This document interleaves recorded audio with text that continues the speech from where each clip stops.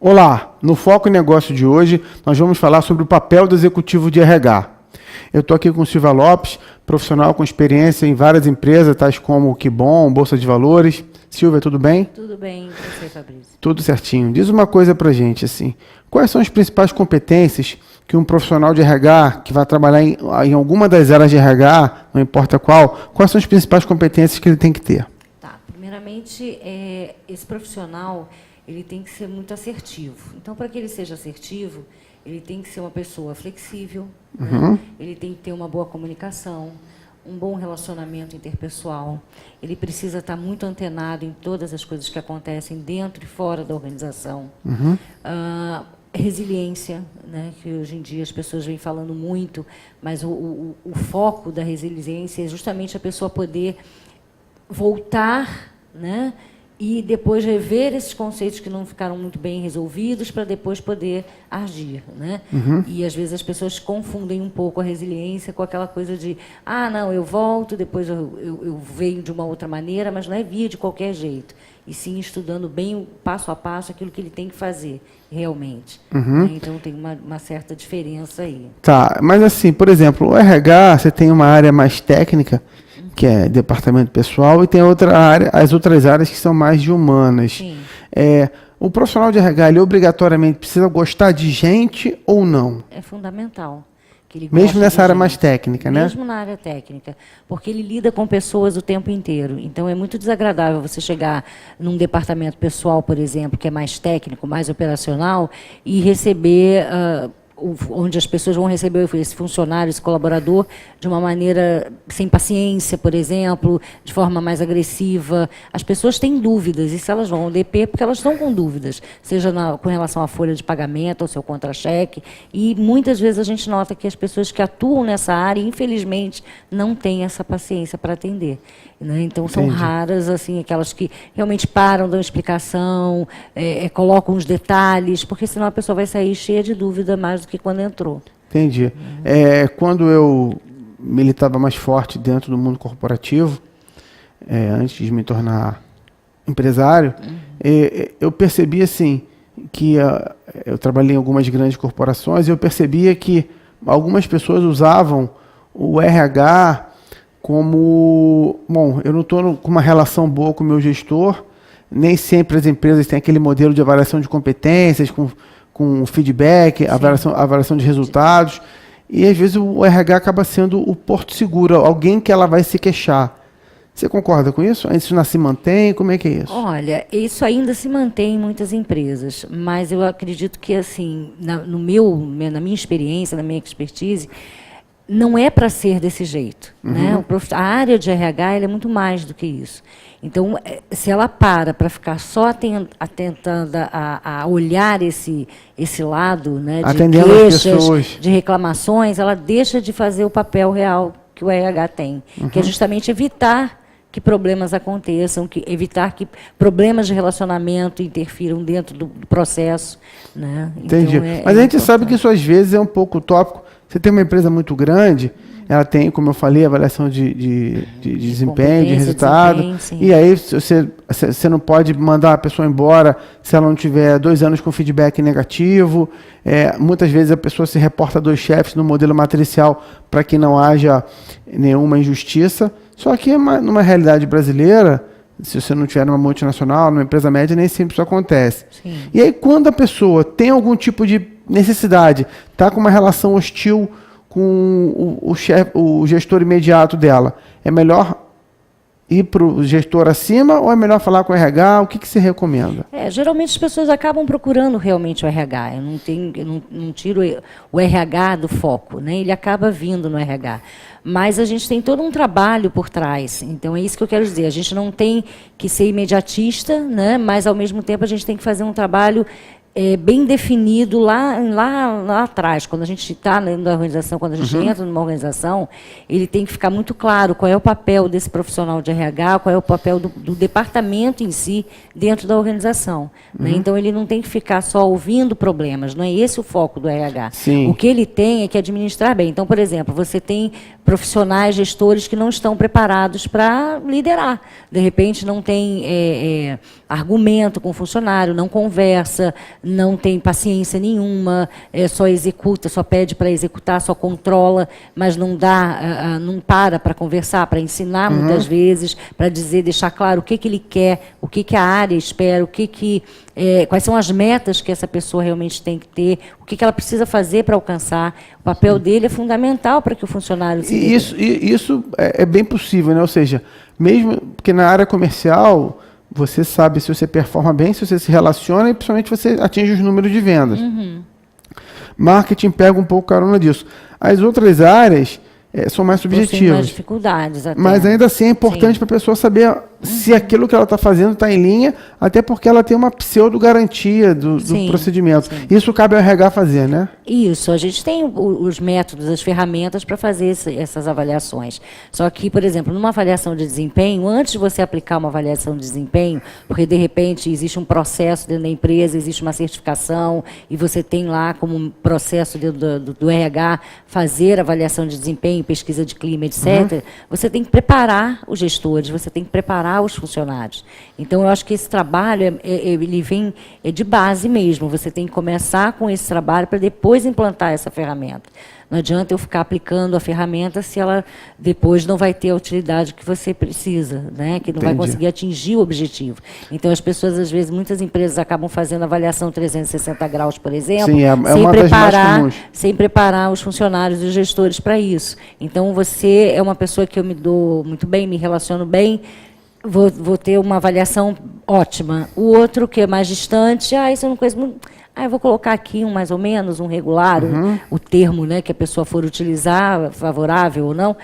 E aí não é esse o objetivo, né? Então, antes de fazer qualquer avaliação, mesmo a mais básica de desempenho, que a 360 já é uma coisa mais, né, que as pessoas todas têm que estar muito comprometidas com o processo, né? Exatamente, difundir, treinar as pessoas, fazer com que elas entendam qual é realmente o valor dessa ferramenta, né, e que as pessoas vão garantir os seus empregos através dela. Então, não é assim, vou aplicar e aí esse é preterido, ok, esse é preferido, é outro estilo, não é por aí. Tem que apurar, né? Tem que apurar. Montar comitês, né, para poder checar se realmente existe alguma discrepância. Né, entendi. E nesse contexto, assim, a gente via no passado, recente até, que a área de RH era muito povoada por psicólogos. E hoje você vê pessoas de administração, e até de outras áreas, mas aí com menos, com percentual menor, mas as pessoas de administração sendo inseridas em RH.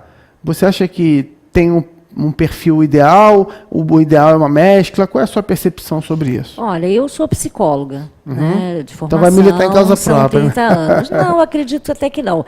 Você tem cada profissão, na nossa área, na realidade, você pode colocar advogado, engenheiro, enfim, eu já vi passar em vários profissionais ao longo dos anos. Mas não é o mais comum, nessa né? área, não é o mais comum. Mas o que acontece? Existe que eu compro essa causa, mas eu vejo que o psicólogo ele tem um olhar diferenciado que o administrador.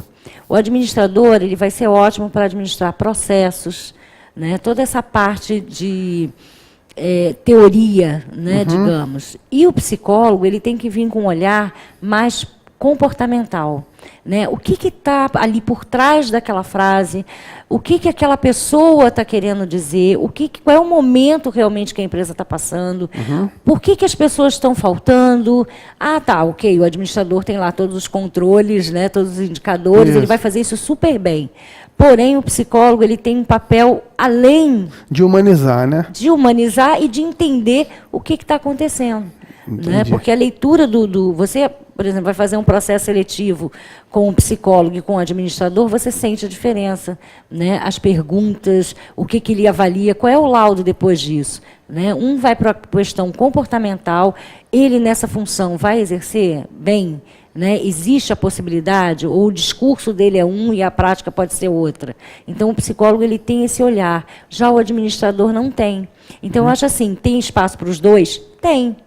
Então, fica uma guerra, às vezes, eu percebo, né, do administrador com o psicólogo, e não tem que existir. Se os dois se aliassem, seria muito melhor. Entendi. É uma relação... Um complementa o outro. Exatamente. Entendeu? E, assim, a gente tem uma preocupação muito grande de trazer profissionais que têm opiniões distintas, porque eu acho que todos os nossos entrevistados performam.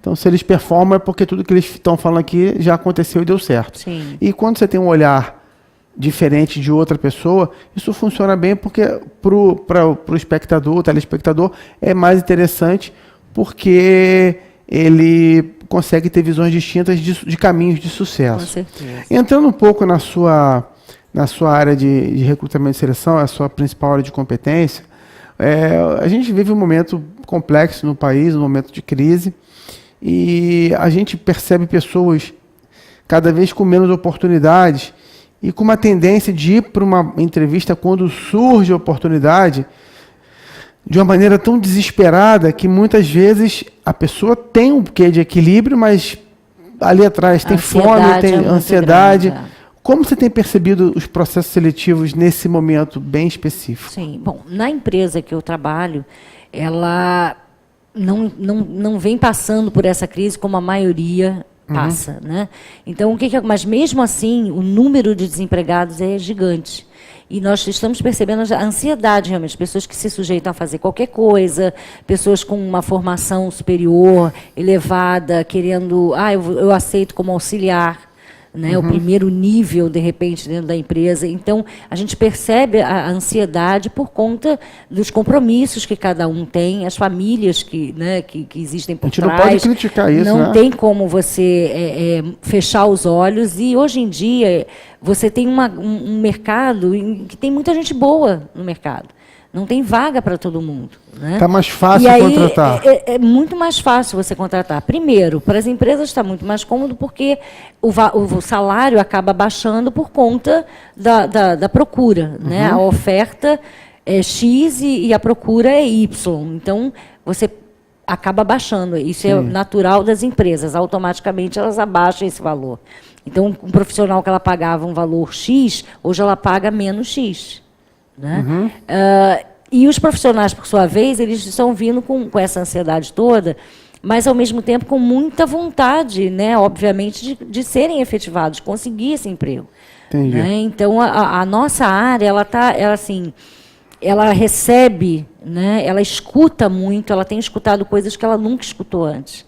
Né, relatos mesmo de as pessoas colocarem situações, né, pessoais muito fortes, que você fala assim, bom, peraí, eu tenho que separar o emocional nessa hora do profissional, porque senão você acaba sendo induzido muitas vezes. Entendi.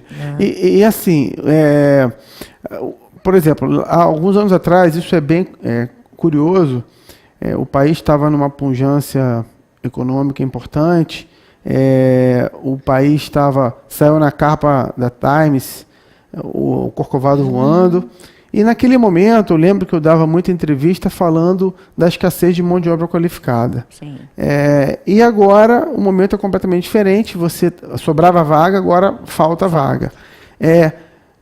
Independente disso, o profissional tem que se qualificar muito para que ele consiga, não importa o momento que esteja, ele consiga ocupar uma posição, não é isso? Sim, isso é fundamental. A leitura, entrar em cursos, sabe, procurar se qualificar, isso é crucial num momento desse. Porque eu sei, falta dinheiro, né? As pessoas de repente vão falar, poxa, mas eu não tenho de onde tirar. Você tem que dar um jeito de se qualificar, né? Existem hoje N possibilidades. Existem N valores aí no mercado. Tem um Google aí tem um Google que você pode puxar conteúdo, né? Você pode puxar conteúdo, mas as pessoas precisam estar preparadas. E, infelizmente, também, por um lado, a gente vê muita gente despreparada, saindo de faculdade, se formando, sem nenhum preparo. Né? Seja porque não tinha estágio, não se preocupou com estágio, ou porque precisava trabalhar em outra área para poder manter a faculdade, então fugiu da sua área de formação. Sim. E essa preparação ela é fundamental. Hoje você escuta, às vezes, em cursos de pós-graduação, eu sou professora de cursos de pós-graduação, e as pessoas dentro da nossa área, formação em gestão de pessoas, né? Não sabem o que é um absenteísmo, não sabem o que é turnover. Então, o professor tem que parar, voltar lá nos princípios. O que é turnover? O que é absenteísmo? Porque, senão, as pessoas não conseguem acompanhar. O procedimento. Num curso de pós-graduação. Entendi. Então, as pessoas têm que ler mais, têm que se aprimorar, com certeza. Tá.